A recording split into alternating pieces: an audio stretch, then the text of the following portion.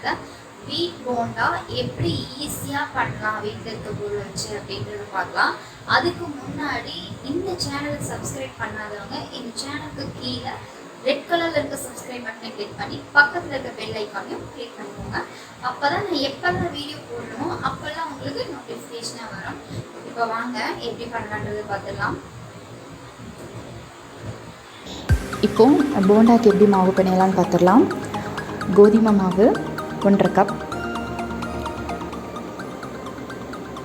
Cup எடுத்துக்கிறேன். நான் already ஜலிச்சு வச்சுருக்கேன். இப்போது தேவையான அளவு உப்பு போட்டுக்கலாம். 1/4 டீஸ்பூன் சோடா உப்பு, 1 கப் பெரிய வெங்காயம்.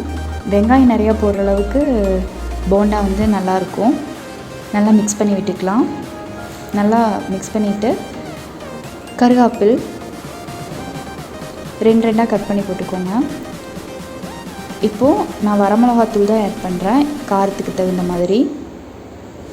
தண்ணி விட்டு கொஞ்சம் லூஸாகவே பிணைஞ்சிக்கலாம். நல்லா மிக்ஸ் பண்ணிக்கோங்க. நான் ரொம்ப கெட்டியாகவும் இல்லாமல் ரொம்ப தண்ணியாகவும் இல்லாமல் நடுப்பதமாக பிணைஞ்சிருக்கேன். பாருங்கள், இந்த மாதிரி பிணைஞ்சிக்கோங்க. இப்போது எண்ணெய் காஞ்சிட்ருக்கு. போண்டாவும் ஒவ்வொன்றா போட்டு எடுத்துடலாம். எண்ணெய் காஞ்சிருச்சு, போண்டா போட்டாச்சு. இனி அப்படியே கொஞ்சம் திருப்பி விட்டுக்கலாம்.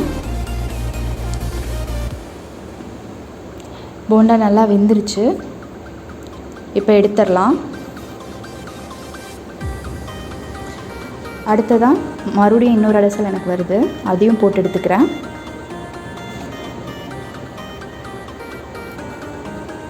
திருப்பி விட்டுக்கலாம்.